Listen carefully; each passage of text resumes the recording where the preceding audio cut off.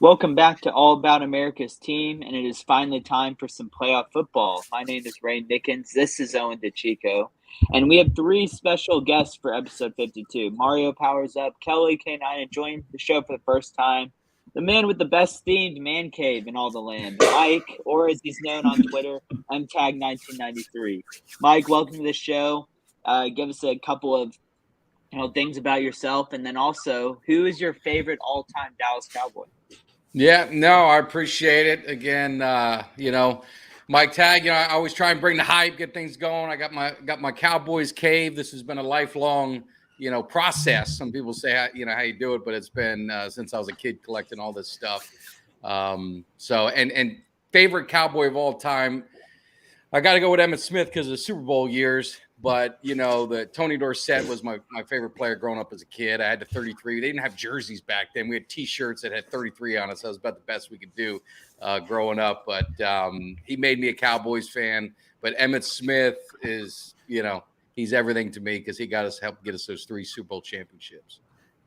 Yeah, I mean, when you think of Emmitt Smith, he's like if you're wanting to be a running back in the NFL, he's kind of the guy that you want to, figure out exactly what he did, because he did, he's like one of those guys who survived so long being like so dominant. So he's like that one guy out of, hundreds of running backs that made it, 10, not even 10, but like 15, 20 years in the league. So yeah. Record I wish I was alive. Broken.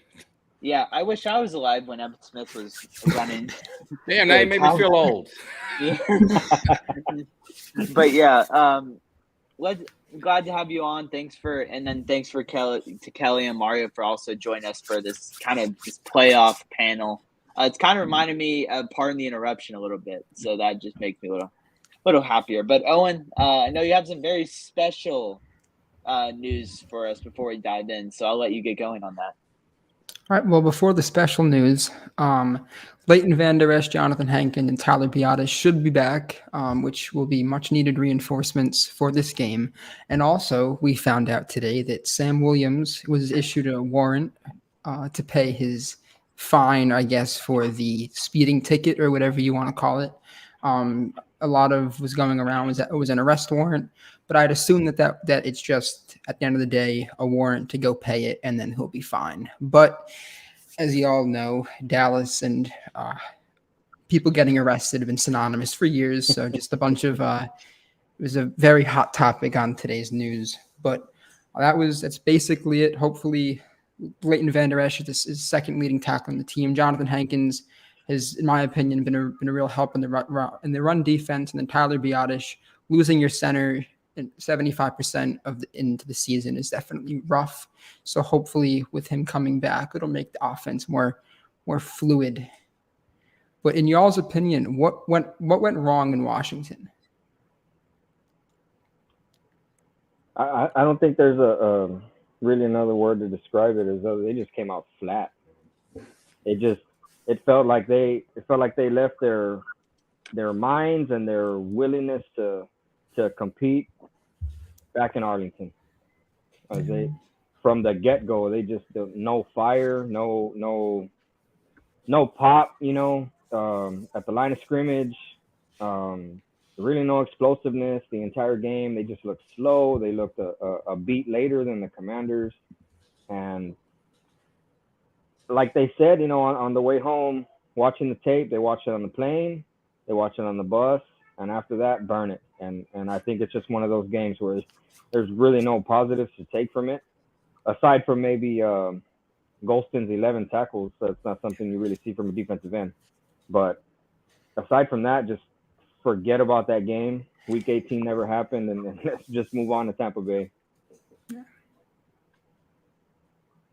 Yeah, everything went wrong. I mean, what? There's not anything you can point to that went right. Watch that entire game.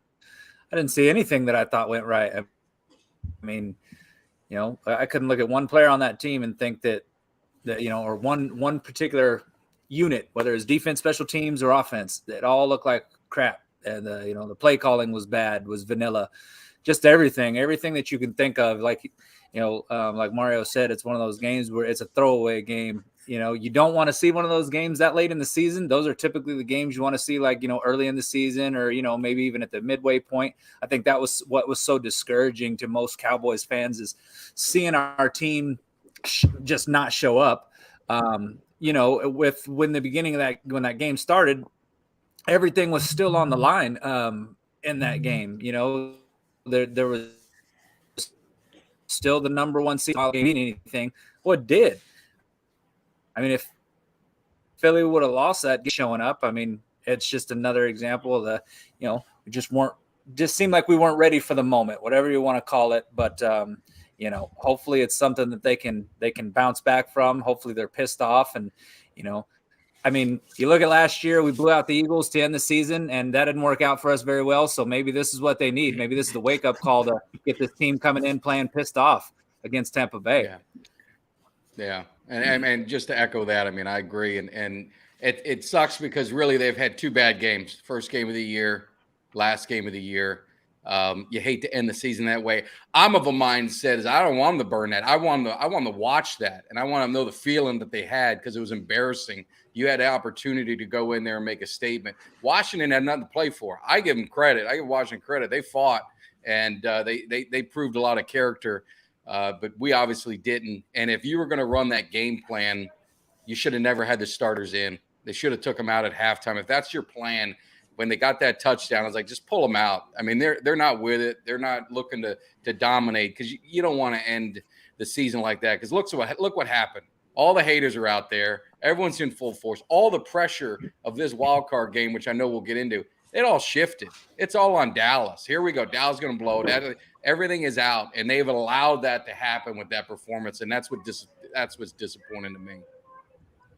Yeah, and I mean, when I was prepping for this, y'all kind of hit every point that I wanted to get into, but just kind of add on a little bit. I mean, it comes from I mean, all the players, the coaching staff, they were saying we're going to take this game like it's the most important thing. We're not going to rest. We still can, win the division, get that first round bye. And then if you look at it, at the end of the day, the New York Giants were an onside kick away from having a chance to at least even tie and force overtime with their JV team. And the Cowboys, the offense did not look good. The defense did not look good.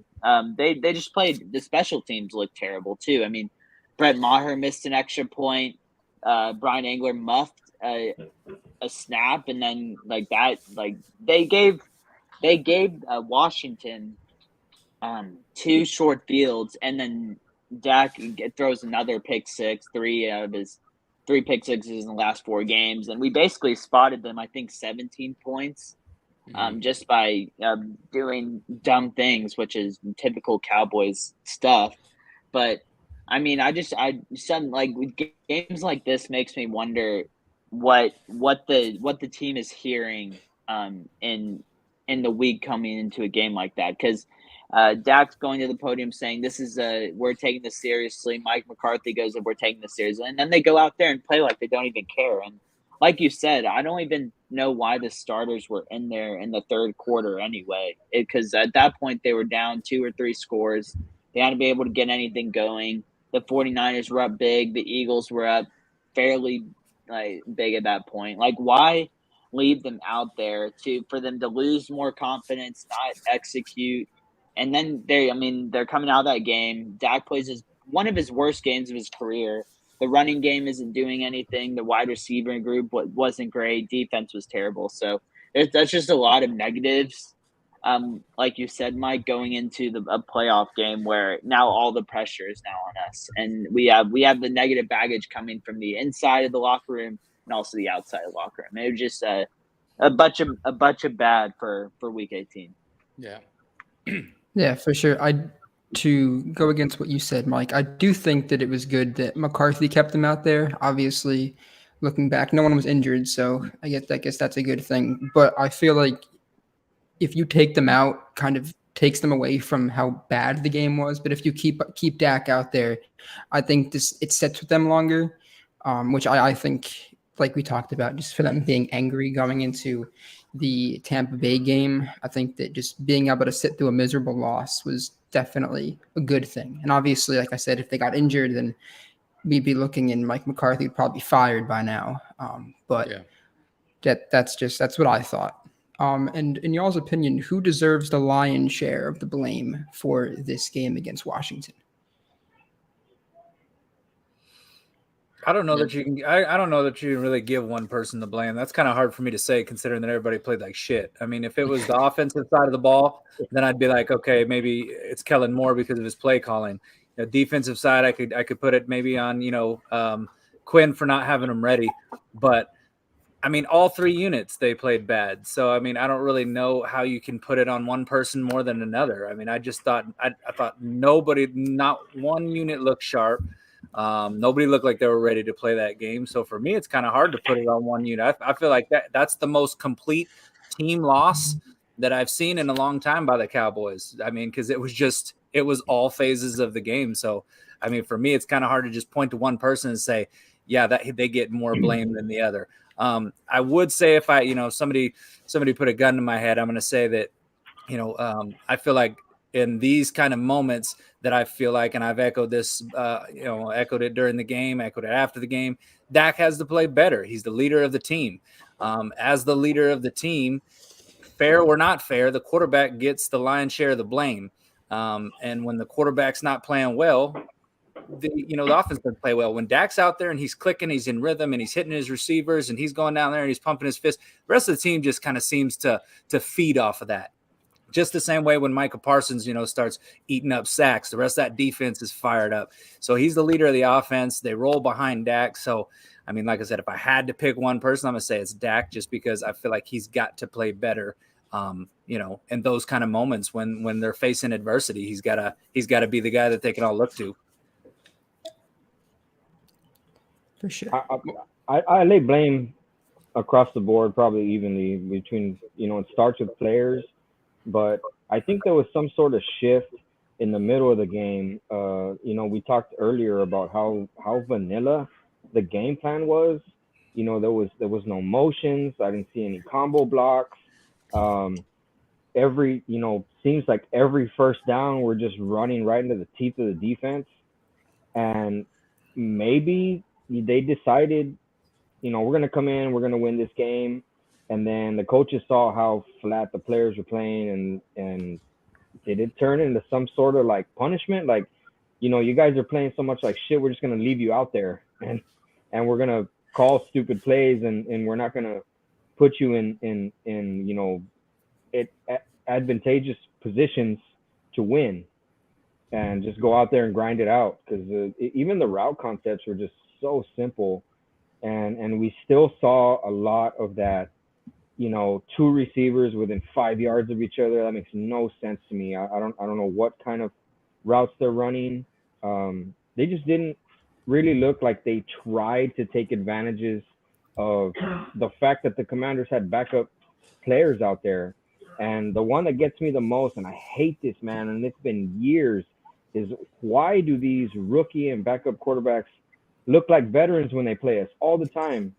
It seems like every other team can take advantage of these quarterbacks with no experience, bait them into turnovers and get all these sacks and everything. And it always seems like, against us, they play a very solid game. And this game to me was just, it was worse than week one against Tampa Bay. Even though we scored 3 more points, we actually got a touchdown. It wasn't just a field goal. This was against backups. And our starters played pretty much the entire game, and let the Commanders just steamroll us in their stadium. Yeah. No, I mean, it was disappointing. I would say, blame across the board. I know the defense. I mean, I get what Quinn was doing. I mean, it was evident they were going to shift guys around at cornerback because they don't know what they're going to do. So there was guys in and out of there. So they got some big plays on some of these cornerbacks, but I'll give them a pass on that. What I can't give a pass on is the offense. I can't give a pass on the offense, and that was my point of it. If that's the game plan that you're going to roll out there, then why the hell do you have your main guys in there? I mean, it was obvious to me that there was no urgency to win that game. There was no rhythm, and that's the thing with Dallas. I mean, I think all of us can probably say within five 5 or 10 minutes of the game if Dallas is going to win or are they going to lose. Because if they don't get started and get some rhythm, everything just seems to go downhill. There doesn't seem to be that adjustment and that move and everything.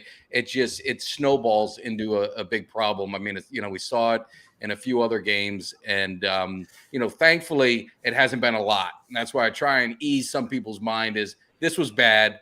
This was not the normal Cowboys team that you've seen. Like I said, we have to go back to week 1 when they really stunk it up. I mean, even their losses against Green Bay, against Jacksonville, against Philly, there at least was, I mean, it was competitive. They blew a couple leads or whatever, but this game it sucked from the moment it started to the end, and it's just disappointing. But got to move on.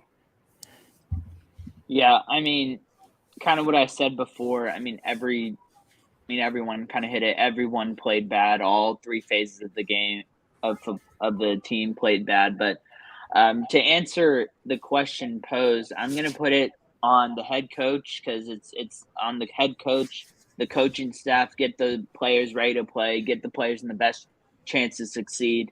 And from top to bottom, the team did not come out like they came out like the game meant nothing. Kind of like how I mean, I guess the Chiefs came out, but on the other side, because the Chiefs game didn't really mean much. And then the Cowboys they played like nothing mattered, and they were just in there to like it was a walkthrough. And I mean, I'm going to put that on the head coach, and then also the leaders.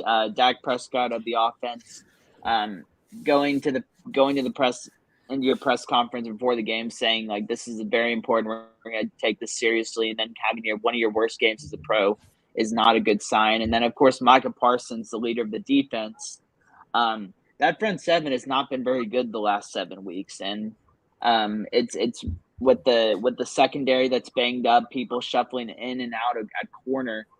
They got to figure something out and get back to getting pressure and getting to the quarterback. Because if they don't, there's a lot of teams in the playoffs that will pick them apart because they have so many great talent on the outside, solid quarterback play, and like you're as a leader of the defense, it's on you to get your guys, make sure they understand, like, if we don't get to the quarterback, our guys we're laying our guys out to dry in the back end. And we kind of saw that with, the third string rookie, Sam Howell, darting them all over the field, made only one mistake, but it didn't really matter. And I mean, he was going deep on us. Like, he hit a couple of deep shots downfield on the corners, and that's just because we're not getting any pressure. So it's on Mike McCarthy. He's due for, I mean, the Cowboys, they've been due with really since Bill Parcells was their last, fear factor coach. Jason Garrett, when Jason Garrett was the coach, Cowboys were due for a couple games here and there where they just did not look like themselves. Now Mike McCarthy, we've seen the Denver game, and now this one. So, and I guess you could say throw in the playoff game too, where they didn't play well for 3 quarters. So hopefully it's a one-off. Hopefully they can get back to, the style of football that they're used to playing. But I mean, all bets are off now, and you're playing the greatest quarterback of all time. So you can't do that next week. Yeah, for sure. One thing that McCarthy did mention was that this practice was not the greatest. Obviously, there's been a lot of just news going around the NFL. The NFL has not been in from just injuries and everything like that. And obviously, what happened at the Bills game. Just Mike McCarthy just mentioned that practice was not great. So hopefully, that this leading up to the Tampa Bay game, things are a little bit better, just practice wise, and just hopefully anything will be better than what they went through last week. Now moving on, a lot of analysts, whatever you want to call them, the last few weeks have been knocking Dak for having a quote interception problem. Do y'all buy into that, or is it just we have to go a little bit deeper to figure out what's going on? So is it surface level, or is there more things in a deeper terms? I don't, man. I saw there's that new stat out there that's monitored by PFF that talks about the interceptions that were not quarterback worthy. That there's that stat out there, and I think he's got 6 of them, maybe 7 now. So I do think there's some credence to that because you have seen a lot of weird shit happen with Dak throwing the ball, where balls are bouncing off receivers' hands, they're batting it right into that chest of DBs and stuff. So I do think some of that is definitely not on Dak. Now, I do say that, for Dak is pretty much for his entire career has been a quarterback that's taken care of the ball. So this is uncharacteristic of him. And, honestly, to me, what I feel it is I feel that we don't have receivers that can create separation right now outside of CeeDee Lamb. I mean, you watch these games and pretty much every catch is a contested catch. Outside of CD getting open, and he breaks loose, but even he has contested catches. So, I mean, you just don't see wide receivers running wide open.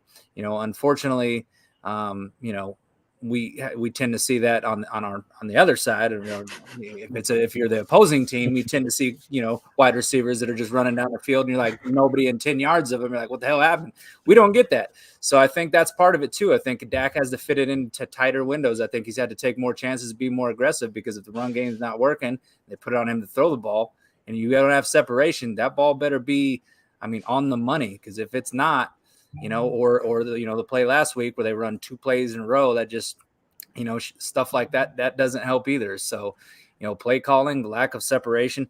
I am not buying that Dak has an interception problem. He's taking care of the ball very well. I just think that the front office did not set him up to succeed by shipping out Amari Cooper and not having a plan. Cedric Wilson. If they would have let Amari Cooper go and kept Cedric Wilson, I would have been all for that. I think Cedric Wilson was a big key to this offense as well. And the fact that they let him go, they just didn't do Dak. They didn't do Dak very many favors. So I don't think it's a Dak problem. I got to agree with Kelly. I think it's a lot of other factors. Part of it is losing arguably the best route runner in the league in Amari Cooper. Has been called a technician by many experts and many other players in the league. And when you lose a guy that can constantly create separation for himself, of course, it's going to create problems for your quarterback, especially when that guy was likely his first read every single time. Another thing, and McCarthy's mentioned this a couple times. I don't know why he hasn't asserted himself a little more. Maybe he has behind closed doors, but in front of the media, of course, he tries to get PC with it. But he doesn't like option routes. And Kelly mentioned the PFF stat of the interceptions that are not quarterback worthy, and how many of those have come on option routes where Dak expects a player to be in a certain spot and they're not there. And it also seems on those plays, and I mentioned it earlier, is how many times he's thrown an interception when there's 2 guys that are like right next to each other. He will never. Dak is a great leader, and he always takes accountability for those, which I say a lot of times are not his fault. But he's not going to call out his receivers. He's not going to call out his teammates in front of the media. So, how many of those were CeeDee Lamb's fault, or Noah Brown's fault, or Dalton Schultz's fault? Are these option routes too complex? Are there too many options based on the coverage? I don't think we'll ever get the answers to those questions. As far as what you wanted to know, Owen, does he have an interception problem? I'll say no, because I'm looking at this as a whole picture of his whole career, 7 years that he's been, and we haven't seen this before. This is new. And I don't believe that has anything to do with injury. Brian Broaddus likes to say the NFL is a strange lady. Right? So the ball is oblong, it bounces different in strange ways, and I really think that's what it is. And it's just one of those things where the bad luck has just snowballed throughout the season for Prescott. Yeah, and I don't think it's a Dak problem. I don't think it's a Dak problem. I think it's a system. It doesn't help, but he's got to own some of it too. The one interception on pick 6, CeeDee Lamb was wide open, just a little over if he looked at it. And I'm just saying, for me, on 3rd and something, game on the line, I'm not throwing the ball to Noah Brown. I'm finding CeeDee Lamb somewhere. So that's just me. I don't know if it's the, and again, I'm not inside the locker room. I'm inside the coach's room. So I don't know if that's a Kellen Moore designed play and you're going to get Noah Brown the ball. But to me, I'm going to my playmakers. I mean, I know you guys weren't born yet. I guess I'm a boomer. I'm old man. But Michael Irvin would fight on the sideline if he did not get the ball on third down. And that's the way Troy Aikman was, and that's the mentality that they got to have. And I keep saying these big players got to step up in big games, but we got to give them the opportunity. And I think so. I think that's some of the problem. I think the system is probably the majority of the issue. And I think with Dak, the interceptions, they've come at bad times. And they're with the Jacksonville game and it bounced off and went there, and then the Washington game.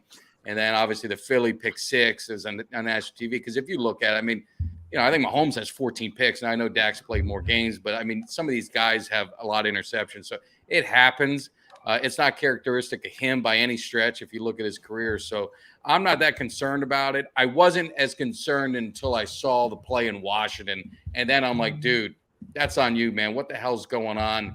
And you don't want to see that going to the playoffs. The other ones, like to Kelly and Mario say, bouncing off receivers, tight windows, this and that.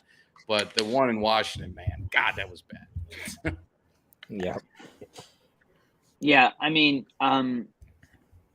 get what all of you are saying. I'll agree that for the longevity, if we're looking at it from a career standpoint, he does not have an interception problem because he has kept his interceptions down. As a rookie, he only threw, I think, 4, which is remarkable for a rookie, not, taking care of the football. But as for this year, I am going to say that there is an interception problem just out of the fact of he's played 5 fewer games than everybody else, and he's still tied for the lead with one of the worst quarterbacks in the NFL, Davis Mills. But it's crazy because even going back 5 or 6 years, the league leader, or I guess it was 8 years now, Eli Manning, I think, led the league in interceptions with like 28 or something. Yeah. So the fact, the league has gotten so offensive friendly and receiver friendly and quarterback friendly that you're not seeing these huge interceptions. Well, except for Jameis Winston, but you're not seeing these huge interception totals from quarterbacks. So it alarms me a little bit that if he had kept his, not even the play of the last 3 or 4 weeks where he's averaged 1.5 interceptions a game. If he kept that up early on and had played week 2, 3, 4, 5, 6, he could be close to that 20 interception range. And I totally understand that like 6 or 7 of them, there are clips of receivers running the wrong routes. The option route stuff is a great point because if you're not on the same page with your receiver or if you're not on the same wavelength, I should say, as what your receiver's thinking for an option route, and you're seeing a completely different thing, that's a bad thing waiting to happen.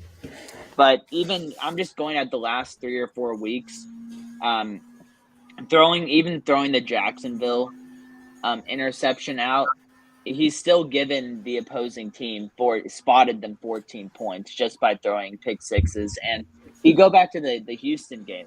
They should not have won that game because he threw it an interception. They got the ball the 1 yard line, and then the defense held. So I'm just looking at it from that point. In the playoffs, if you throw an interception, that's basically a wrap because you got to take care of the football in the postseason. Mistakes are a lot more devastating because you're playing a lot better opponents. So I think I guess it's just the frustration for me where he gets up on the podium every week after the game. Yeah, I got to take care of the football better. I got to take care of the football better. I got to take care of the football better. But then you go the very next week and then you throw another 2 interceptions. You're like, dude, you just and the Noah Brown point is a good point because at some point you got to look at yourself in the mirror and be like, this guy might be a great dude.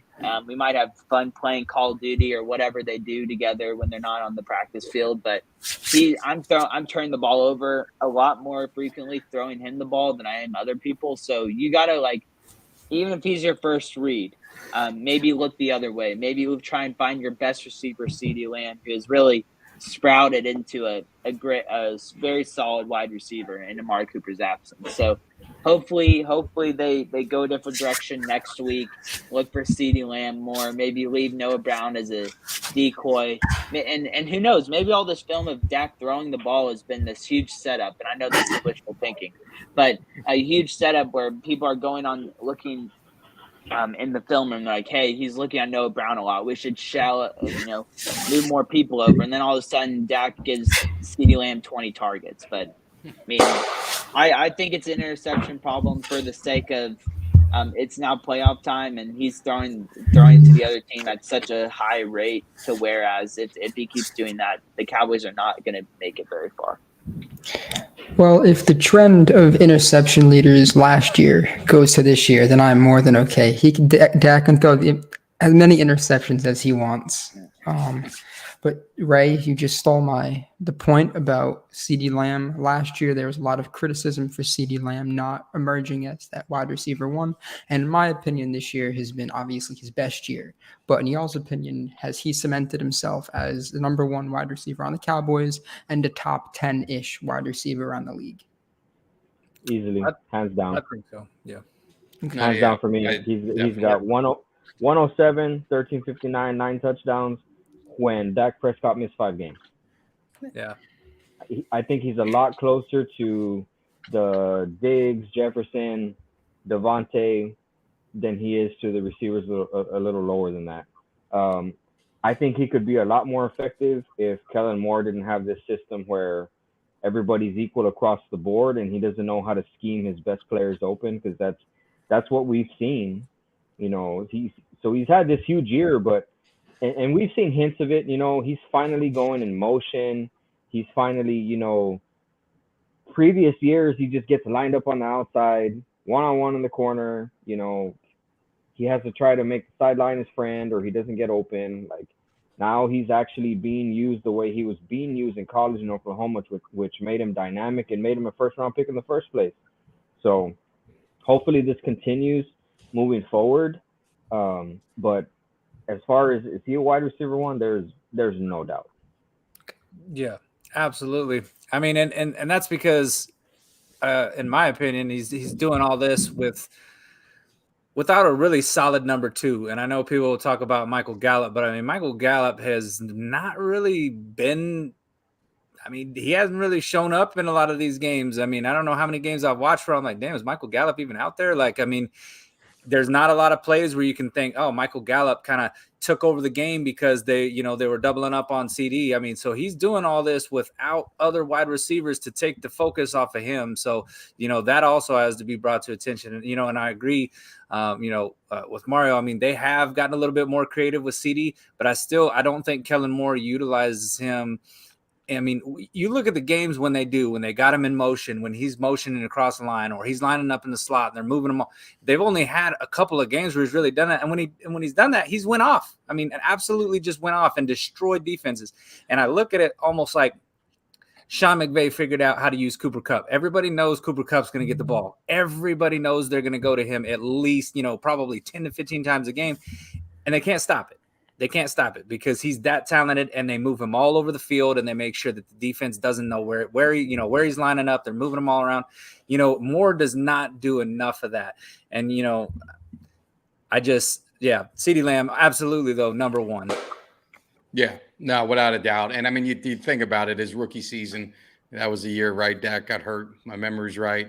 And then you lose Dak 5 games this year. So, I mean, he hasn't been with Dak that long. And now you're seeing him emerge to what he could be. And I think it's only, the sky's the limit for him.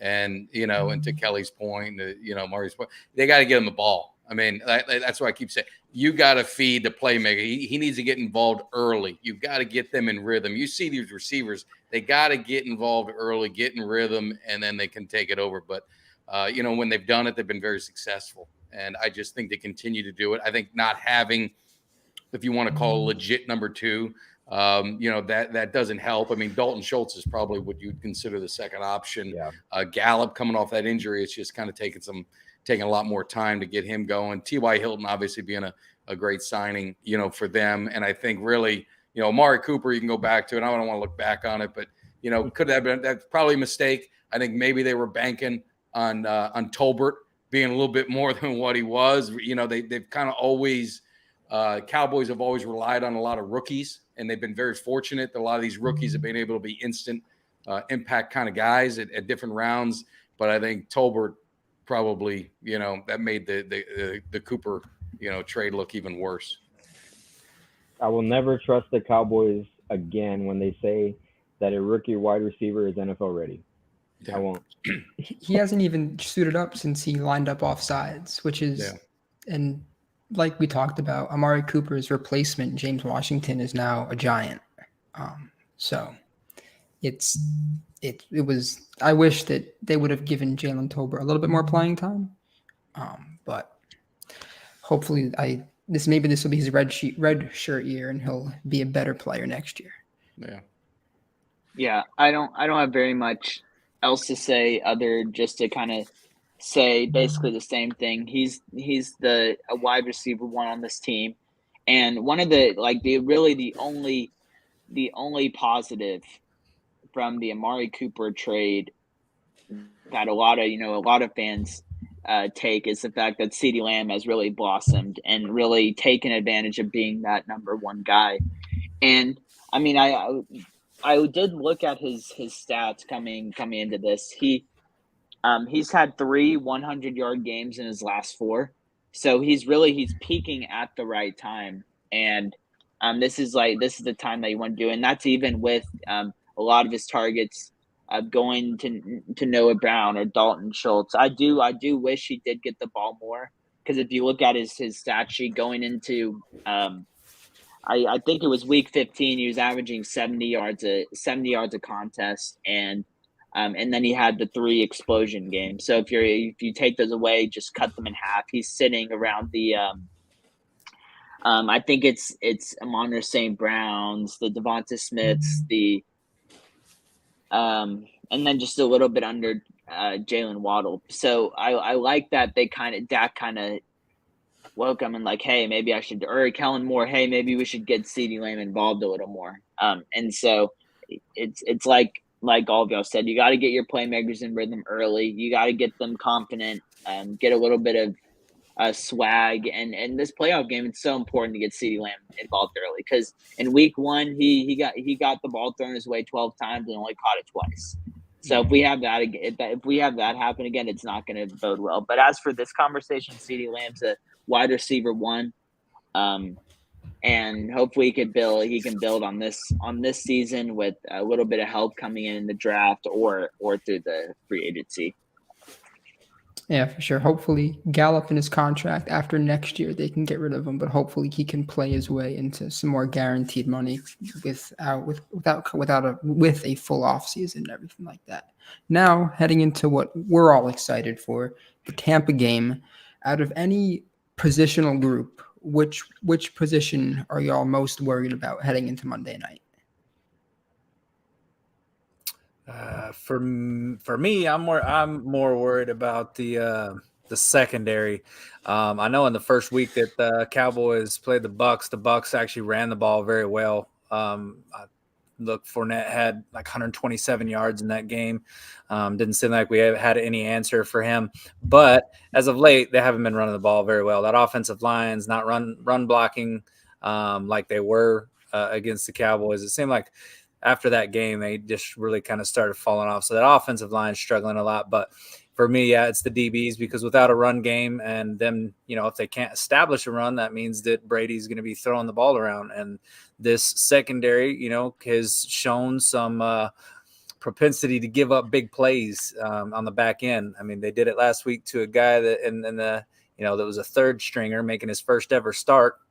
And, there was some guys that were running just wide open, blown plays. If you blow a coverage against Tom Brady, he's going to exploit that. And he's still, when it comes to, passers, he's still a really good one. He may not have like the huge arm like some of these other guys got anymore, but he doesn't need it. He's got some dangerous receivers with Godwin, Mike Evans. It's one of those things that I just definitely worry about the back end of the defense a little bit, and and also because the front seven really hasn't been getting after quarterbacks, and they talk about the whole grass thing that how our defensive front looks a lot slower playing on grass, and we're 1-4 when we play on grass. Whatever. If I don't know if there's really much to that, or if that's just people looking too much into it. But if the front seven's not playing great, then that gives Brady time to exploit the secondary. So for me, it's the secondary. I feel like we're a little thin on that area, and some of these young guys are going to have to step up and play big. Yeah, I mean, I would say I don't want to pound that one, but I do agree. I think the secondary, really just the one cornerback spot, is a concern. If we don't get pressure, that's going to be the game. But I'll just take a different approach. To me, it's a running game. We haven't really run the ball that well the last few weeks. And if we don't get this running game going back to where it was, and maybe it's some of this offensive line shifting that we've had to do the last few weeks with some injuries, if we don't establish a run and get it rolling, that's where I think there's going to be a big concern. Typically in the playoffs, the team that runs the ball best wins. The Buccaneers can't run the ball. I think they're averaging like 3.4 yards a carry. They're one of the worst in the league. Tom Brady has one of the lowest yards per attempt. So I just don't think their offense, the Buccaneers' offense isn't great. Let's be honest. But if we don't run the ball and we get it into one of those weird games, one play here or there can change it. So we need to establish a run. Zeke and Pollard have to get rolling. They haven't in the last 3 weeks. They got to get going. And to me, that's the key to the game. I got to agree with Kelly and Mike here.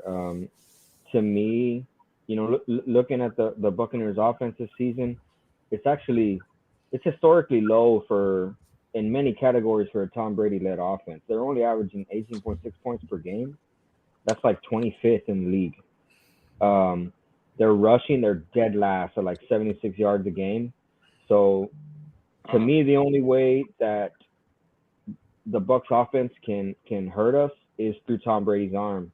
And unfortunately, we are weak at the cornerback spot opposite of Trayvon Diggs.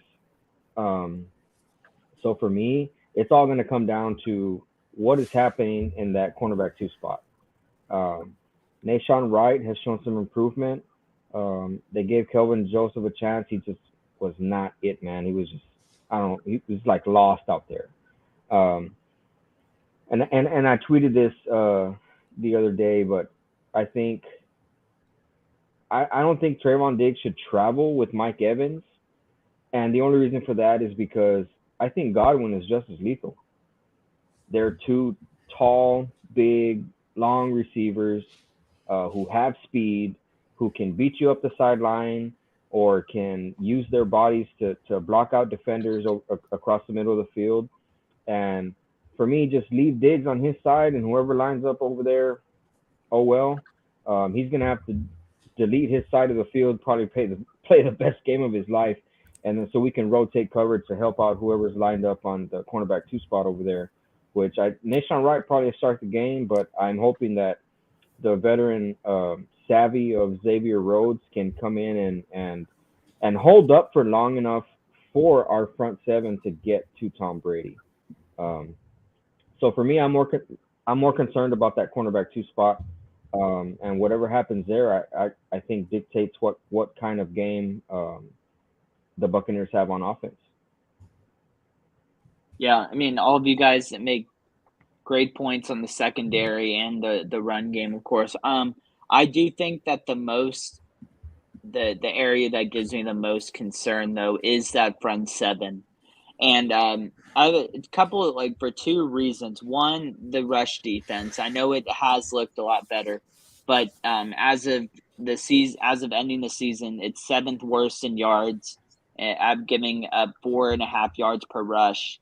And if you kind of look at it, they really haven't played the best opponents ending off the year. Played Indianapolis, who has really fallen off in the run game, played the Giants with a lot of starters out, played the Eagles with Jalen Hurts being, that I guess second tier number 1 running option, and then finishing off with Washington. And I mean, they have gotten better, but they haven't really faced that one team that really runs the ball effectively in the last couple of weeks. And in the playoffs, there are going to be a lot of opportunities for this run defense to kind of go up against the Minnesota with Dalvin Cook or the 49ers or even the Jaguars. I mean, the Jaguars not the Jaguars. They would have to make the Super Bowl, but I'm thinking or Philly, they run the ball very well. So and like everyone said, they did have success, or the Tampa did have success in week 1 running the ball with Leonard Fournette, who's really looked like a complete shell of himself this year. He had 125 yards on the ground in week 1 against Dallas. So they got to figure that out with their run defense. It's got to close up because the Tampa, I know they don't really try to run. Like Tom Brady, I think he's leading the league in passing attempts also. They throw the ball a ton, and they're a very one-sided team. But if they can get any sort of a ground game against Dallas, it'll open up a lot of problems in the back end with a lot of with an inexperienced guy in the second cornerback slot. But the huge concern that I have about the front seven is the fact that they have not been getting to the quarterback as routinely as they were in the first 10 games. I mean, they do have 54 sacks on the year, which is very, very good. And I mean, they've been dominant, whereas in years past, they haven't done a great job getting the quarterback. But 43 of those sacks came in the first 10 games, or 41 of those sacks came in the first 10 games, and then only 13 came in the last 7. So they went from averaging 4 sacks a game to 1. And if you're not getting pressure on the quarterback and you're giving Tom Brady a ton of time to scan the field, he's going to find Mike Evans, who even on his some would say his worst season as a pro, he still had 1,100 yards receiving. And then you have Chris Godwin on the other side. I mean, Scotty Miller has been known to make a big play in the postseason. They've gotten some decent tight end play. So they have, and Russell Gage, who is not a terrible wide receiver 3, he did play well in Atlanta. So if the Cowboys can't get to the quarterback with their front 7, especially with it being Tom Brady, it's going to be a long night. So, I mean, the run game, or the stopping the run, and of course the pass rush is a huge concern, and why I'm saying the front 7. Also, Julio Jones. Hopefully he'll be healthy to play. He did have a good game against Dallas week 1. But yeah, I had written down Xavier Rhodes, DQ, and a lot of other Jaron Curse. They've been talking very highly of him, so hopefully he'll be able to move in to the opposite corner spot of Diggs. But and one quick point, Owen, Deron Bland. A lot of people were expecting him, when he filled in early on for Jordan Lewis, to kind of be a problem. I mean, he's played phenomenal in that slot spot, leading the team in interception. So it's not him we have to worry about. And I mean, I saw him flash in the preseason. I knew he was going to be a solid player. It's really that outside corner. And if Xavier Rhodes can be that solution, that's awesome. If not, I would also like to see maybe try and Bland out on the outside, because he did play a little bit outside in college. So maybe we can just get a little bit of a safety net there. If not, then I guess shovel in your Nashawn Wright, Xavier Rhodes, and I don't want to see Kelvin Joseph out there. So maybe not have them in the rotation. Yeah, well, Bland and Godwin. Godwin's only an inch taller than Bland, so we don't have to worry about any differences in height there. And we just talked about Dallas being able to run the ball a few moments ago. So do you think that Dallas will be able to have success running the ball against Tampa's defense? It doesn't look like it by the score in week 1, but we actually did have success running the ball against Tampa week 1. I think Zeke was averaging like 5.7 a carry. The game just got out of hand. I don't know why Dallas decided to go away from the run. Maybe Tampa made adjustments and they started slowing it down. But that entire game was on the arm of Dak for some reason. And maybe it's the same kind of deficiencies we've been seeing in the past couple weeks, where they're just running right into the teeth of the defense with no creativity. Also, week 1, Tony Pollard was not unleashed in week 1. We didn't know what Tony Pollard was going to do this season. until after that. So I think as long as Kellen Moore stays creative and uses motion to shift the defense and has these guys up front actually do combo blocks, which have been successful for us in the past few weeks, um, we should be able to run the ball, and that opens up the play action for Dak, and we all know what kind of quarterback Dak is in play action. Yeah, I think it's a they better be able to run the ball because I mean that's the key. That's when this team plays its best is when they're able to run the ball, and yeah, they did. They had Zeke had it was 10 carries for 52 yards is what he had there. So he was doing it. He was running the ball well that against Tampa, but like Mario said, they just kind of put it on Dak. Dak threw a lot. I think if I remember right, he had between 35 and 40 passing attempts in that game. And I've said it all year. That's not the recipe to success with this team. It's you want to see Dak throwing the ball between 22 to 25 times a game. And you want to have us running that ball, splitting between Pollard and Zeke, run the ball about 30 times a game. So that's the key to success for this team is when they run the ball well. With Biotish coming back and hopefully getting some, and being able to get a little bit of continuity back in that offensive line, I think that might actually help. So I think that we will be able to run the ball. I feel like that with all what we saw with, against the Commanders, I almost called them the Redskins, with the Commanders that I think this team's going to come back. And I feel like this team is pissed off. And I think if you've got an O-line that's pissed off, that's a good thing. So that's what I'm hoping for. But yeah, I think we are going to be able to run the ball against Tampa, though. I think we will. Yeah, I mean they better run the ball against Tampa. I'm going to be walking out of that stadium disappointed. I don't plan on that happening. I mean they got to be able to run the ball. And I'm just telling you guys, man, I live in Tampa, and I hear you. This ain't the Tampa team that we're playing week 1 today. This team's not very good. I'm just telling you guys that. I've seen it. There's no excuse for us not to win this game. I know we're getting that later, but we should be able to run the ball and we should be able to control the game against Tampa. Yeah, I think the main positive with even the Cowboys struggling only I think is averaging 3.4 yards a carry the last couple of weeks is the fact that the offensive line it has looked a lot different the last couple of weeks. I think moving Tyler Smith inside has kind of hurt the continuity of the offensive line. He's had a couple of missed assignments here or there, and he really surprised me overall this season at left tackle. And I think with Biotish coming back, being able to move him back on the outside will really help the continuity. And then moving, gosh, I'm blanking on his name, McGovern, back to guard.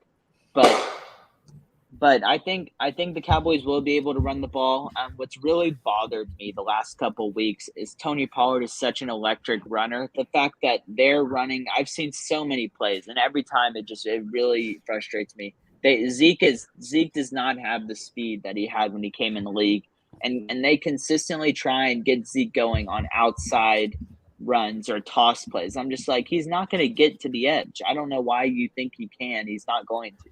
Like anything inside, you got to give Zeke the ball. Anything outside, Tony Pollard, that's his thing. And when they run Tony Pollard in between the tackles, he might break one, but and most of the time he's getting 2 or 3. But if they get him outside in space, he can get to the house. So I think Kellen Moore, he's got to do better in that regard. You can't expect Ezekiel Elliott to beat a linebacker to the edge anymore. He's just not going to be able to do it. So I do like that Tony Pollard has gotten more carries this season. He's just got to be the backs just got to be utilized in the ways that they have the best chance to succeed. But overall, I do think they'll be able to run the ball against Tampa. And like you said, Mike, Tampa is not a good team. They barely sneaked by. They got a couple lucky breaks. And games that they were down 2 scores, they found a way to win. And really, that's the difference between them being home and and being in the postseason. So there's really no excuse. I kind of like thinking about it, like they're kind of playing with house money in this situation, which is not a good thing, but we'll kind of touch on that a little bit later. Yeah, for sure. I do think that recently Tampa Bay has been winning by the skin of their teeth. But as we mentioned earlier, Dallas does have reinforcements coming in Leighton Vander Esch, Biotish, and Hankins. And do y'all think that like they're going to have a big impact, or are we just creating false hope, kind of like we talked about with Jalen Tolbert becoming a very solid wide receiver his rookie year? I think all three of those guys have been, good, solid players for this team. So I think anytime that you can bring back players like that, I mean, that's never a bad thing. So no, I don't think it's false hope. I think having LVE back. I mean, he's having a great season. I mean, I was a guy that didn't really know.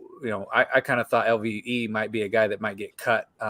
Honestly, just because I thought, with some of because early on in the season they're talking about Jabril Cox and we got Damone Clark coming in here, and I thought some of these younger guys, and Cox was expected to have a lot bigger impact than what he's had this season.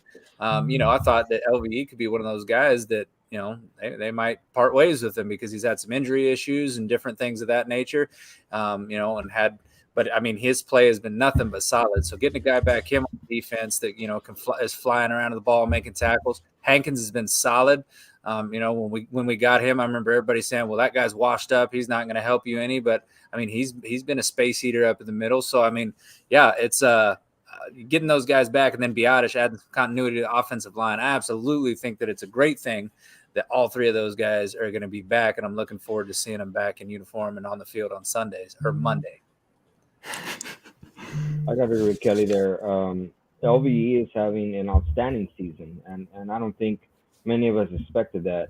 Especially him coming back on that 1-year deal. Coming off the neck injury.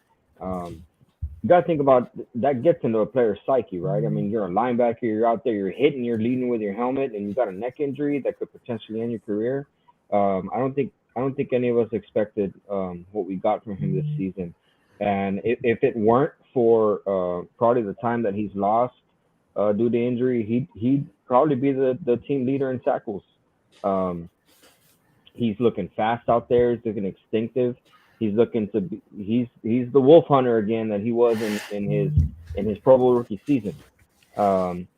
Hankins, when we traded for him, we gave up a 7th round pick. I don't think too many people expected much to come from that, but there was a notable difference in the rush defense once he was able to get up to speed.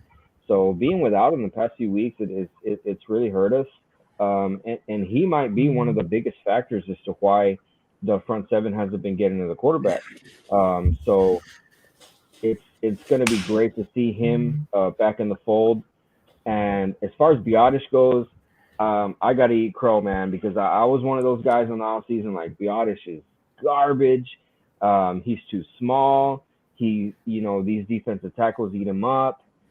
He gets pushed back in the Dak's lap too much, and he has really, really progressed this season. And I think the time that he's been out, we've missed him. We've missed him with McGovern at center. It's just not the same. The run game has regressed. The pass protection has regressed. So hopefully he is fully healed up, because he's going to have a monster in front of him on Monday night when he comes back in Vita Vea. But I'm excited for all three of these players to come back. I think they're going to make a huge difference for the playoff push. Yeah, no, absolutely. I don't need to say much more, but I mean, LVE, you're getting a veteran leadership. He knows where he's at. He does the dirty work. So you're getting him. I mean, Hankins, you're getting, and obviously, Biotish. You got 3 starters, contributors coming back to the team. You definitely welcome them back in the playoffs. It's not going to hurt. It's only going to help. So it's definitely excited to get him back. Maybe if, everyone who hated Anthony Brown probably sure wish he was coming back this week too. Yeah. Yeah, definitely Leighton Vander Esch coming back is huge. I mean, he's mean, when Sean Lee retired and Van Der Esch came in, it was basically a carbon copy. Guy, always around the ball, always leading the team in tackles, and then churned up this year. He's right up there, and I think he's finished one behind. I'm blanking on who was at second, but he's third.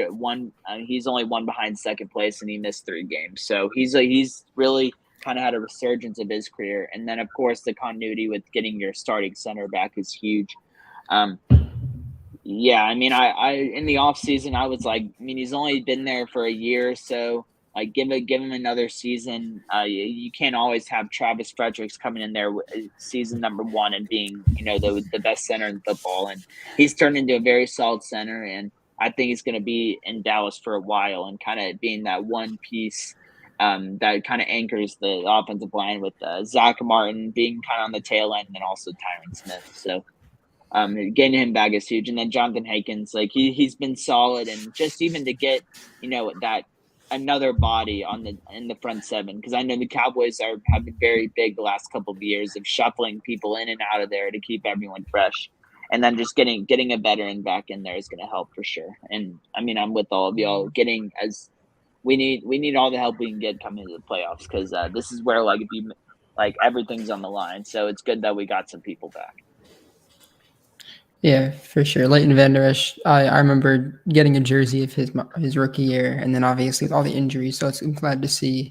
Hopefully, he hasn't played his way out of becoming too expensive for Dallas, because we know that they like to be thin with their checkbook. But hopefully, he'll be able to be re-signed in the offseason. And with the Commander game, we kind of, like we talked about, all 3 phases were kind of awful. So do y'all expect something more similar to that in the Tampa Bay game, or do you want? I know that CeeDee Lamb talked about a perfect game. I think the closest that Dallas has played to that was the Minnesota game. So do you think this game is any more like Minnesota in the middle, or more like the Commander game?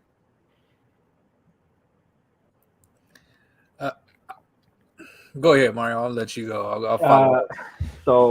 So I don't expect for us to come out and pardon me while I look at my notes here, but so this team has been bucking trends all season, right? So we lost Tyron Smith before the season, and it's what happens when we lose Tyron Smith in previous years? The offense is garbage. We can't protect them, right? What has happened previous seasons when we've lost Zeke for a couple games? We got no running game. What has happened in previous seasons when we lose our quarterback 1? We are done, right? And we went 4-1 with Cooper Rush, and we were within 1 possession of the 1 seed Philadelphia Eagles.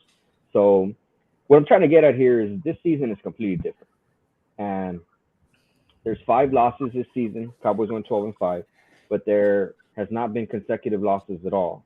And I'm just going to rattle off here to you guys what has happened after the losses for the Cowboys.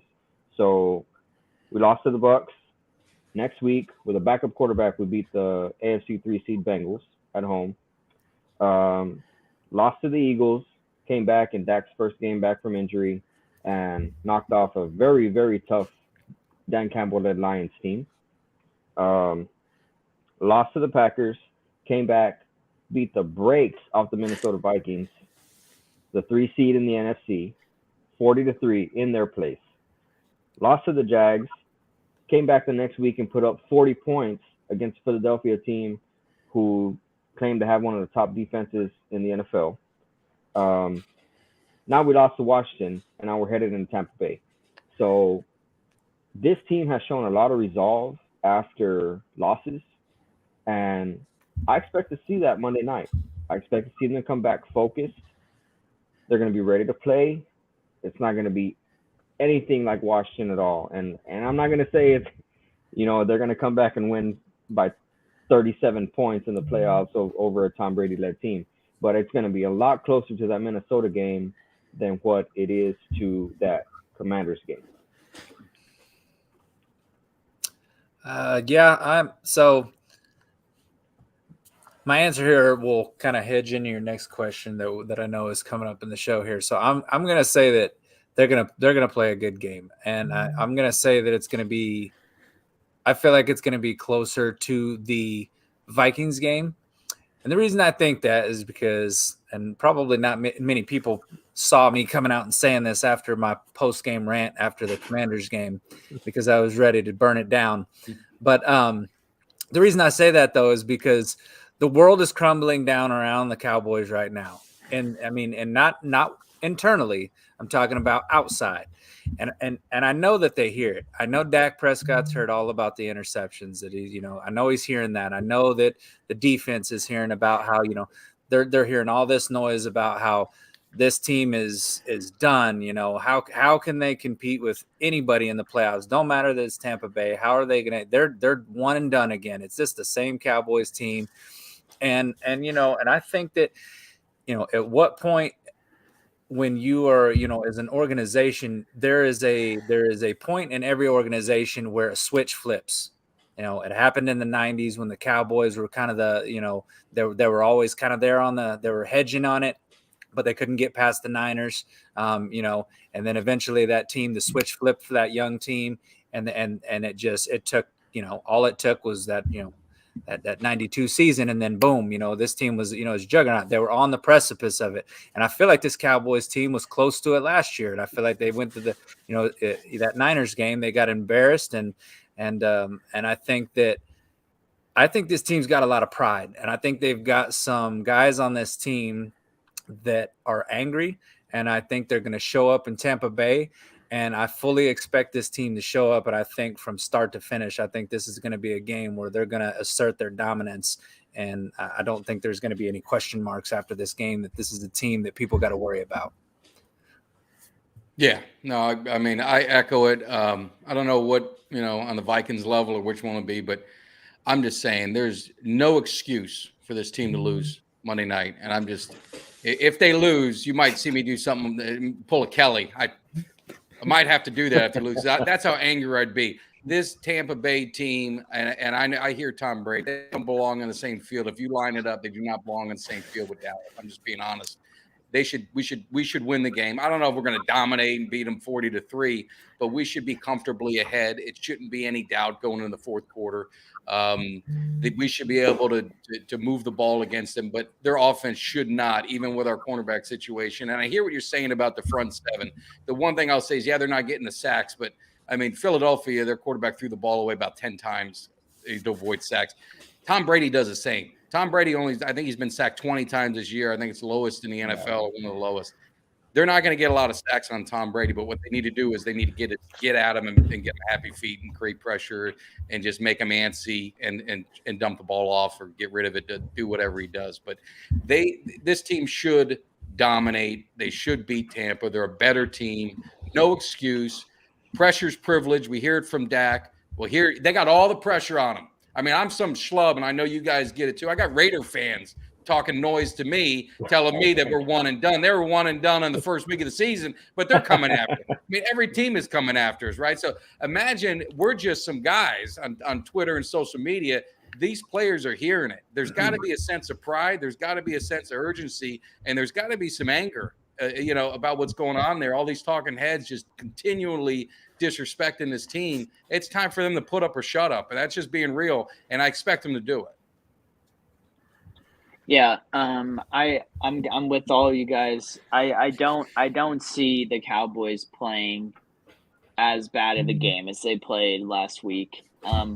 But I mean, I don't think they'll play a close game to Minnesota either. Because I mean, looking back the last 5-6 weeks, Cowboys have really not played their best football, and I mean they've kind of teetered. They played a lot of teams pretty close. They've been careless with the ball. I mean, the last couple of weeks we've had muff punts, like fumbles, all that stuff. So, I mean, I think I do think the positive thing is they don't need to be perfect to beat Tampa, like you're saying, Mike. I mean, Tampa's not very good. They don't produce much on offense. I know it's Tom Brady, but I mean, if Tom Brady is not, he's looked human this year. He hasn't. His touchdowns have dropped, interceptions have gone up, yards have dropped, all that. He's kind of, I mean, he's had a pretty bad year for Tom Brady's standards, and This is if this is the playoff game that you're going to come out not playing your best, maybe, going in the shallow end before you dive straight in. This is a game to do it. What cannot happen is that they have a lot of blunders early, because if they give Tom Brady any sort of life at all, he's gonna beat us. And one thing that's always kind of sticking with me, and I hear you, Mike, with the anger factor and everyone talking. My one pushback is, the Cowboys teams have been hearing all that for 25 years now, how they're going to choke, they're going to crumble, they're going to fall in the postseason, and they've done it year after year after year after year. And it gets to the point where every time they blow it in the playoffs, they just get more and more pessimistic.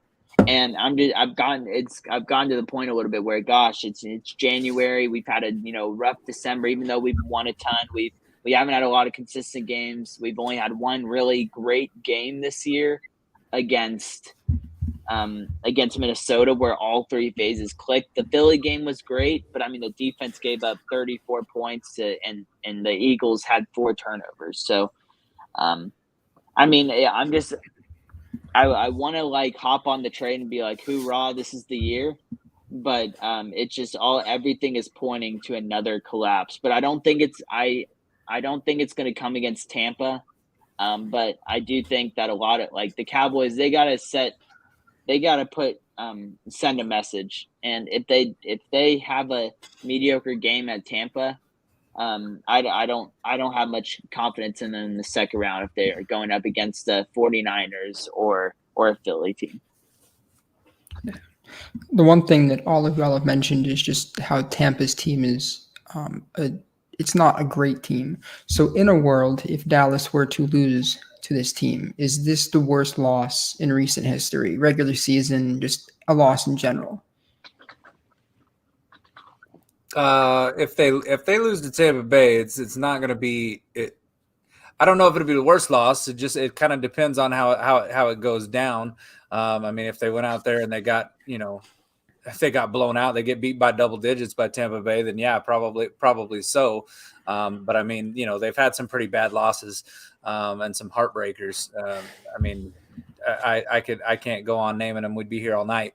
But you look at they're, like Mike said, they should beat Tampa Bay. So if they don't beat Tampa Bay, and that's the thing right here.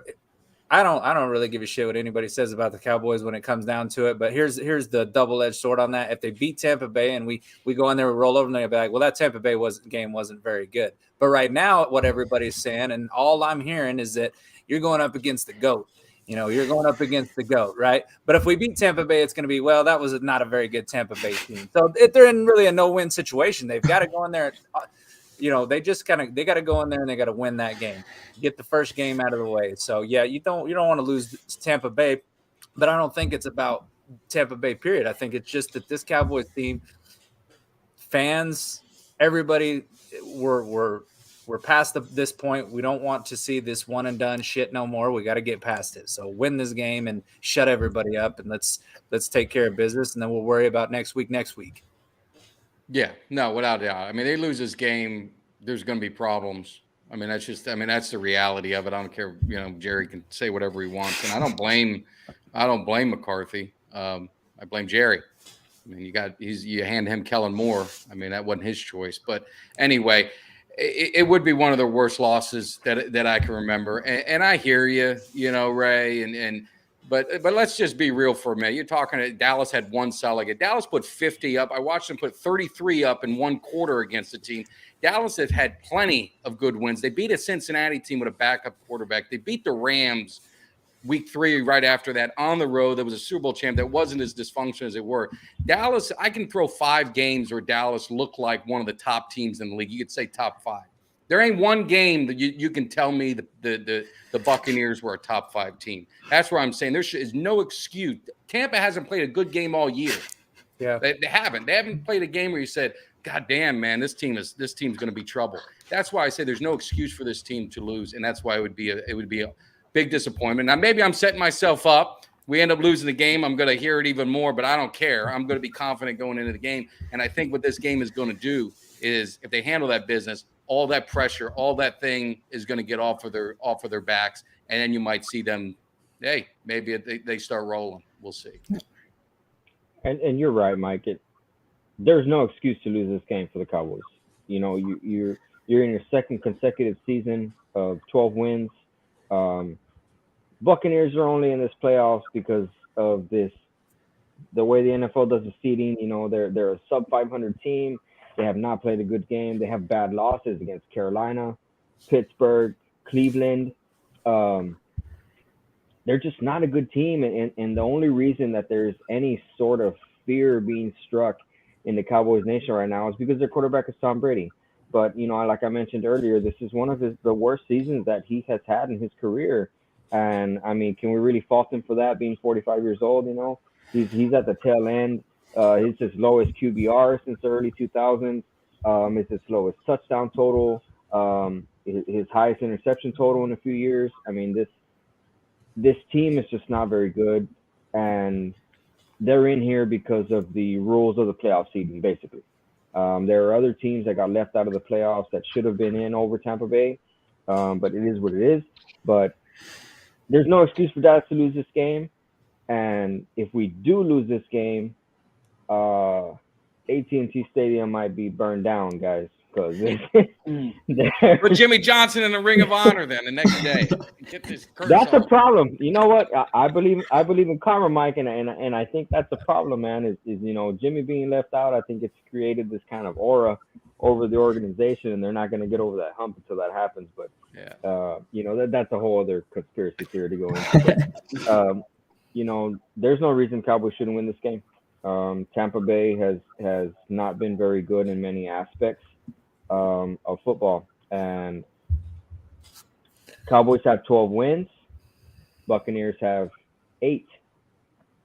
They only have the home game because they won the NFC South, the worst division in football. So there's really no excuse, and there's going to be hell to pay for several people if Cowboys go into Tampa Bay on Monday night and lay an egg. Yep.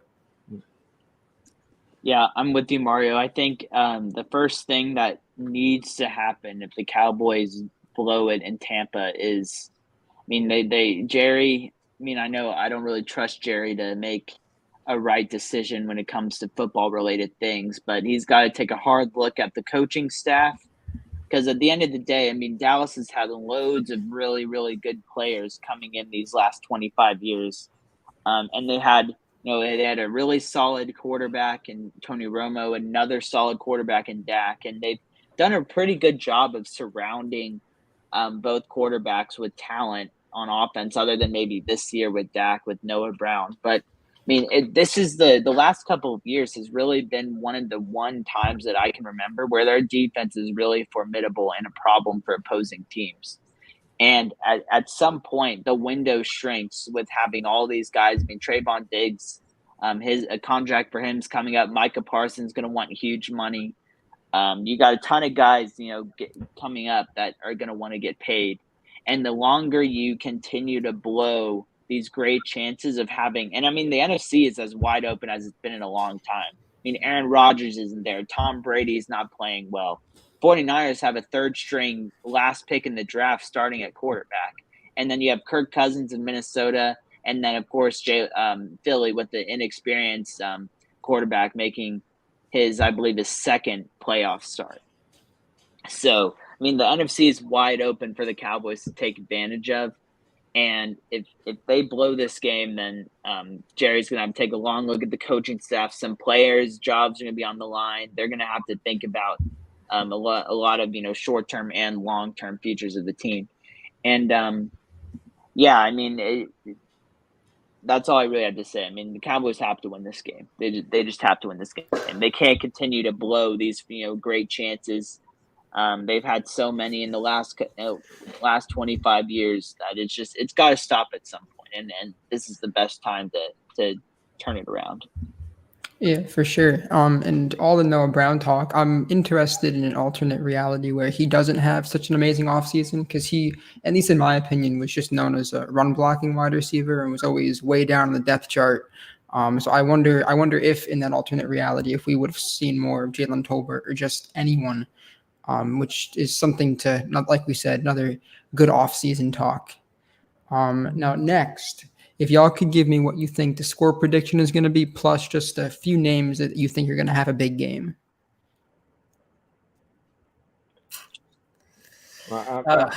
This game for me, I think, like the Commanders game, you want to throw it out the window. I think we can throw Week 1 out the window as well, and I think this game is going to be a lot closer to Week 1 of last year, where the offenses really took advantage of the defenses. It was a little more high scoring than people probably anticipated.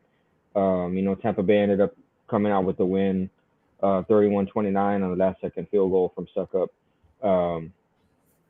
I think Dallas is going to bounce back. Like we talked about, the Bucks are not a very good team, and the Cowboys are, and they have responded after losses in a positive way, and I think it's going to happen again. And I do have it as a one-score game. That makes me kind of nervous because Tom Brady in one-score games, that's not something you really want to get into. And I tweeted out a couple of days ago, my worst fear for Monday night is Dak leading a touchdown leading drive and leaving 3 minutes on the clock for Brady to come back and respond. So hopefully that's not a situation we get into, but I have Dallas winning this game 27-22. Yeah, so I've every year in the postseason, I always seem once it starts to get to the postseason, man, the PTSD starts kicking in.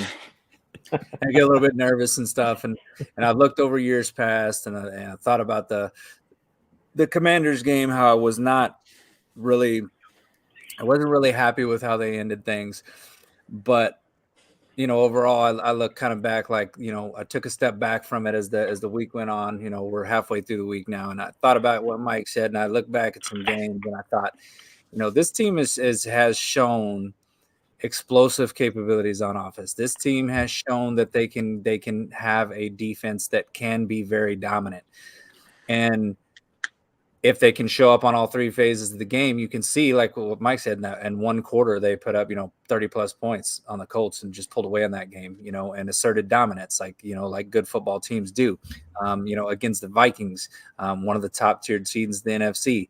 They asserted their dominance.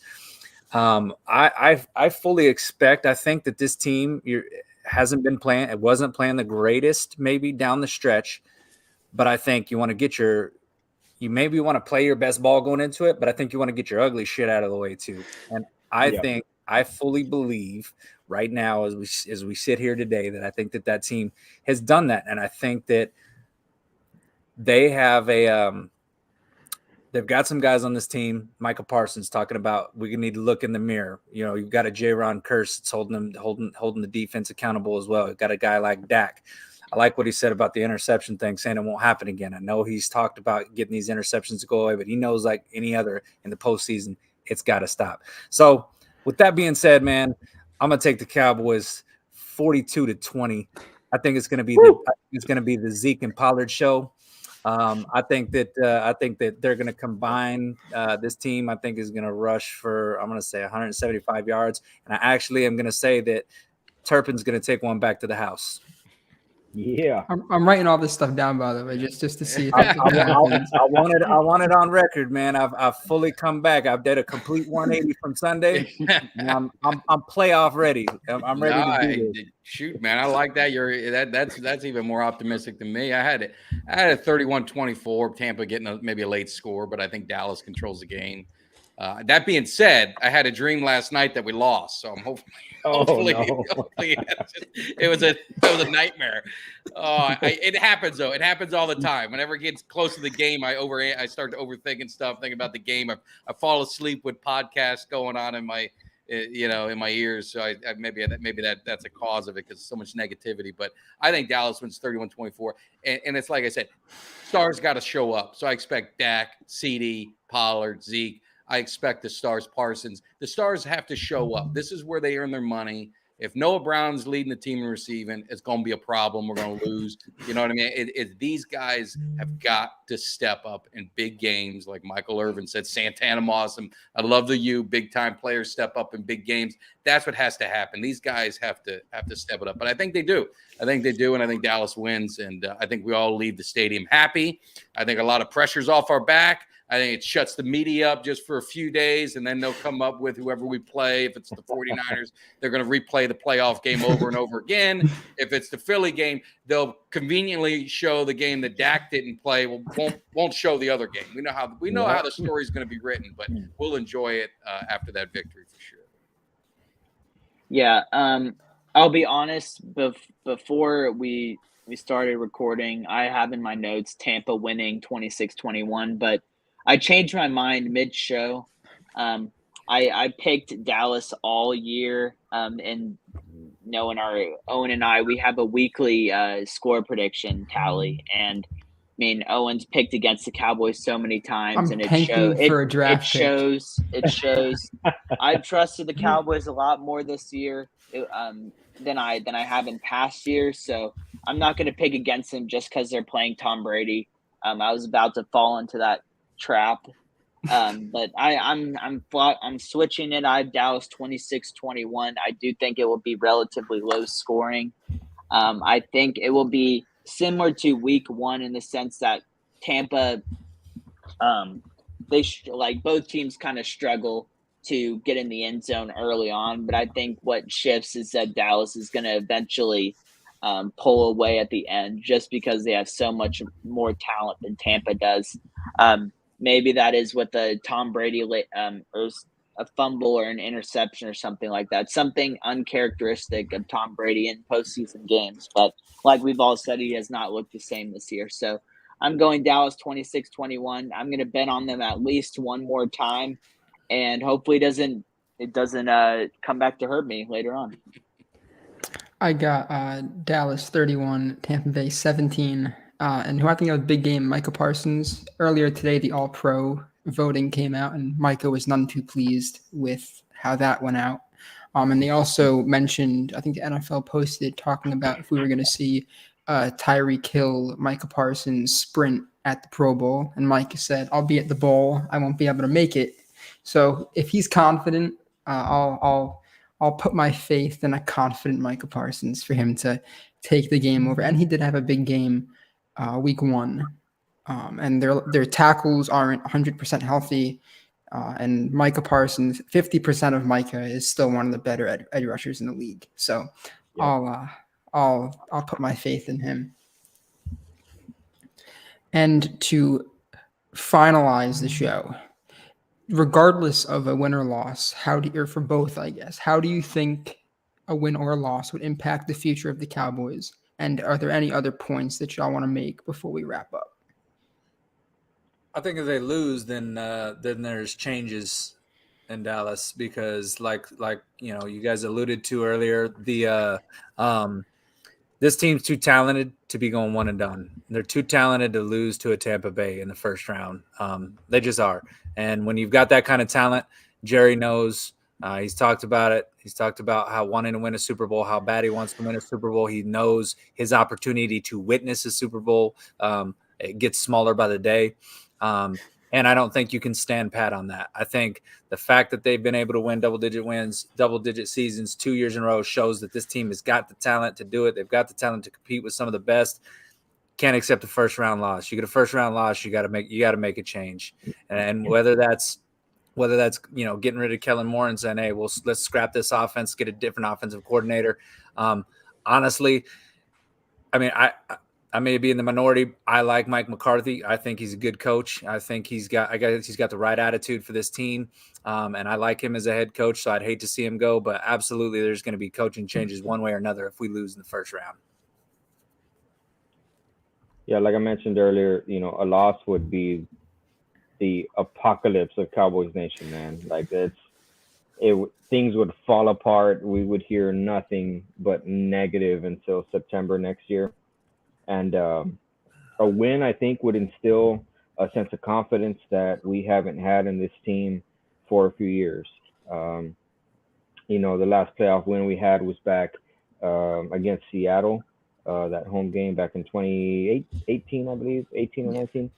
Um, and I think it would just, there's a lot of questions right now, but a lot of it's recency bias. And if you look at this in an entire package, how can you be upset with a team that's 12-5 and that has all these quality wins, um, has some close losses versus quality teams, teams that are in the playoffs.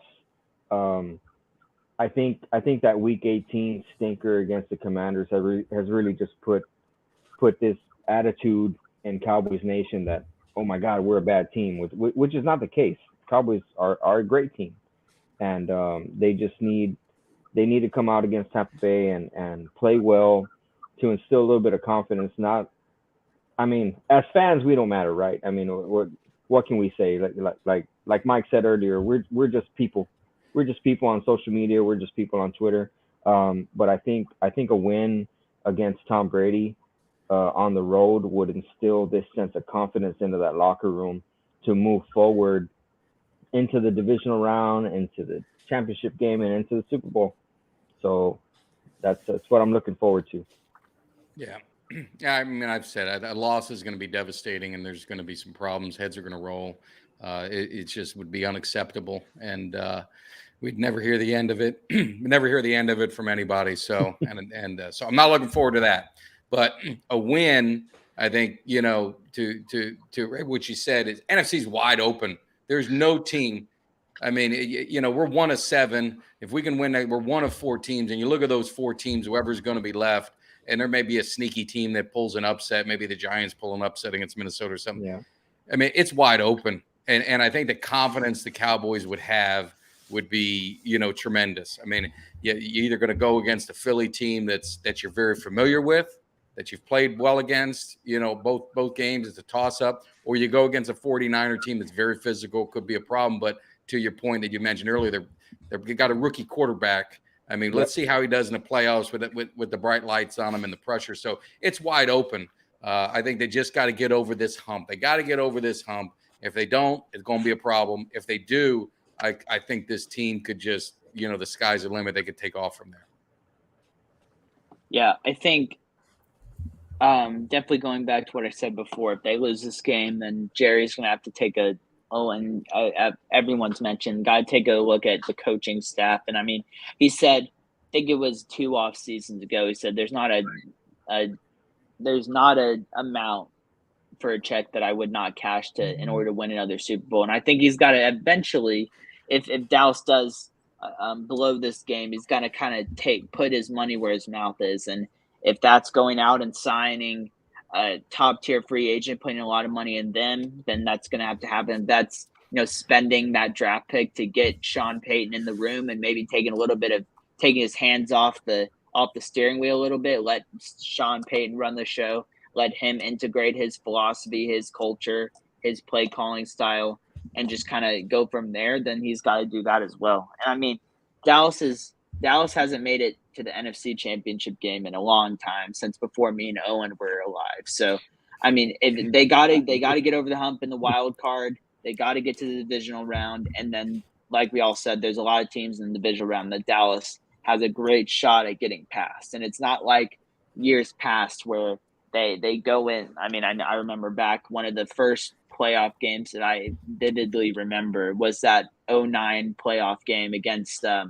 Minnesota, where they had Jared Allen in the center, and really Romo had no chance back there. He was getting sacked every other play, and Cowboys were not evenly matched with that team, so they really had no chance. But I mean, this year they have a huge chance at getting to their first NFC Championship in a long time, and it's got to start in Tampa. They got to get past Tampa, and I mean, Tom Brady.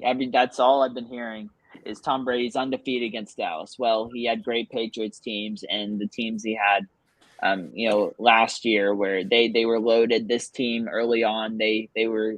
I mean, I don't really know what happened week one because obviously that this Tampa team is exactly the same as they were in week one. But this is a different. Like everyone knows how what the situation is. Tampa Bay does not have a winning record. They snuck in the playoffs just like that Carolina team did, just like that Washington team did a couple years back. And you just gotta show up and take care of business, and then take it 1 week at a time from there. But Dallas loses this game, then sky start from the top. Coaches have to go.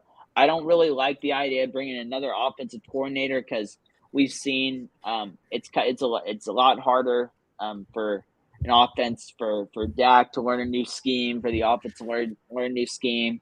And I mean, maybe it would help, but I mean, going back to all these option routes and some people and the receivers and the quarterback not be on the same page, it's going to be a little bit difficult to maybe integrate a new offensive mind. But I mean, that's kind of flip flopping with my Sean Payton idea because he'd probably call plays anyway. But I do think that there's going to have to be some changes in the coaching staff for sure. Yeah, Ray, to your point about the checkbook, I think Jerry just has a checkbook of blank pages. Stephen Jones carries the real checkbook. But if I think with how I'm going to talk about this, more of a loss. Zeke doesn't have any more guaranteed money, so this is his kind of last chance if they do lose to get a new contract. Dalton Schultz is working on the franchise tag. You're gonna have to put your money. Like you're gonna have to basically play for your money. And I'm sure I know that Ray and I were looking at this last night. I think in 2 seasons, it's like technically their way out of Dak's contract. If this continues, you're gonna have to at some point look somewhere else. Tony Pollard's a free agent, and just like there's a slew of there's a bunch of potential free agents coming up, and also Terrence Steele's a free agent. So there's a bunch of players that are playing for money, and if they do end up losing, I think that we could see a very different Cowboys team next year, and that could lead with some positives. There are probably a lot of fans being upset, but as long as I think that if Dallas were to lose, but if it's a tight loss, then I think that'd be a lot better than a blowout loss, obviously.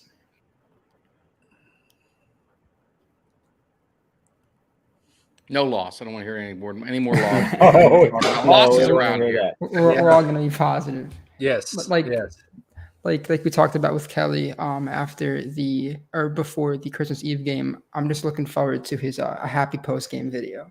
Yeah, that's all I look forward to. Yeah, we don't need to see that anger. Yeah, my wife and my kids I had to pull them away from the video. Yeah, and I mean when we had Kelly on before that Christmas Eve game, I mean he was that he was what we needed because Cowboys ended up taking care of business. So now that we have you back on the show, it's like our I guess our guardian angel for Dallas having you on here. So hopefully that pans out in a couple of days. I'm sure you guys have seen the, RJ Ochoa from Blogging the Boys is always coming up with these crazy stats. Yeah. Y'all seen the pattern, right? After losses. Yeah. Yep. Yeah.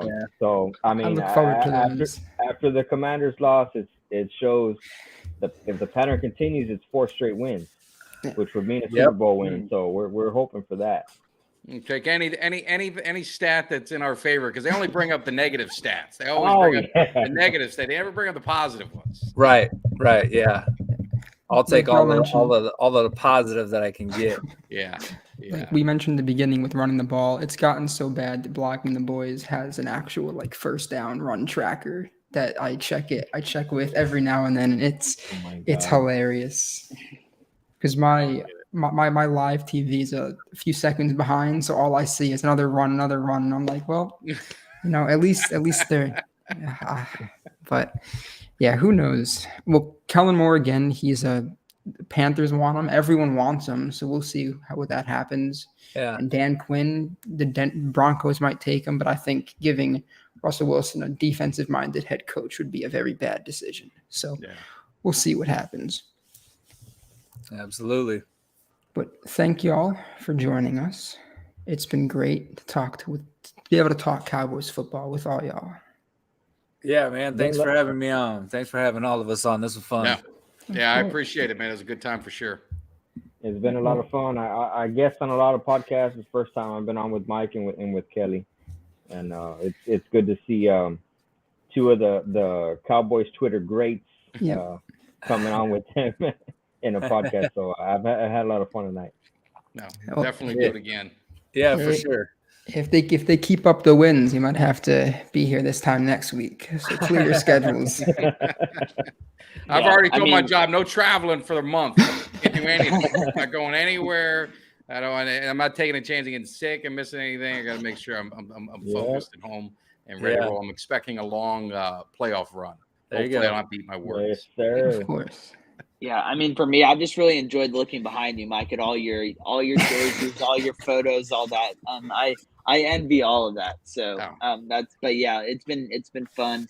Always really enjoy hearing like different Cowboys fans' insight and opinions, theories, all that. It kind of opens because there, like you said, Kelly, there's a lot of negativity on Twitter when it comes to the Cowboys and even from the Cowboys fan base too. That you hear like going on Twitter, going on Twitter with us, having this Twitter page for this podcast. I mean, you see the same things. It's either the super overly positive fans or you got the super negative ones. So, getting on the air and talking to Barry, like a very, I know Kelly has his outbursts after, a bad performance, but we're all very level. I mean, we're all pretty level headed. We all have, very kind of think through things, and it's been a really good time. Just looking forward to seeing the Cowboys get it done on Monday. I was, thinking back, I don't really remember a Monday playoff game in the recent future, but hopefully, or when Dallas gets it done on Monday, we can start looking forward to whoever they have a chance to play the next week.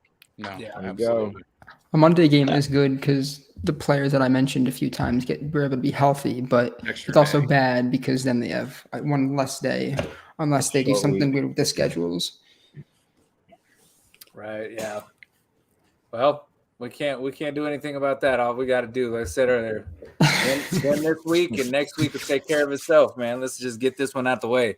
Absolutely. Get this one out of the way. Why don't y'all tell everyone where they can find you on Twitter or any social media pages? Mine's easy. It's at Kelly K9 _ between the K and the 9. You can find me primarily on Twitter. I'm on Facebook also, but man, Facebook, they got too many rules over there, man. So I stay on Twitter here recently at Mario Powers Up with underscores in between. And Mike Tag, MTag1993 on Instagram. I'm on Twitter as well. TikTok I do sometimes because I like to get a lot of hate. Also YouTube. I got a YouTube channel, Mike Tag. You can just Google Mike Tag and you'll find it. I'll give a shameless plug tomorrow night. Kelly's coming on board. We're gonna have a great show. We've got a Tampa Bay radio personality legend. He's going to be coming in. He's going to be talking a little bit of Tampa Bay. We're going to do a little debate. So shameless plug. You guys check that out tomorrow night on YouTube. What time is that going to be at? 9:00 Eastern. Awesome. All right.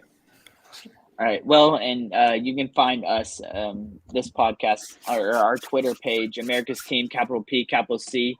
My New Year's resolution is to be more active on that Twitter page because I do enjoy tweeting. It hasn't happened as frequently as I wanted to, but that's a New Year's resolution. And good time to start would be a deep playoff run. Get all that positive energy out there. Maybe taking a couple of shots here or there at all the negative voices in the sports media. You can follow us there. But that's all I really have. Owen, you want to kind of close this out? Yeah, I'm just looking forward to LaShawn McCoy's face on Tuesday morning. That is all I'm looking forward to. But thanks, y'all, and we'll definitely do this again. But good night, Cowboys, and we will see you after a Cowboys win. All right, go Cowboys. Go Cowboys. Right. Yeah, boys. Appreciate it.